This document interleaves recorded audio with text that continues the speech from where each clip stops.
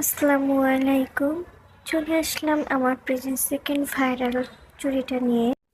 এই চুড়িটা এক আপুর কাস্টমাইজ করা চুড়ি ছিল।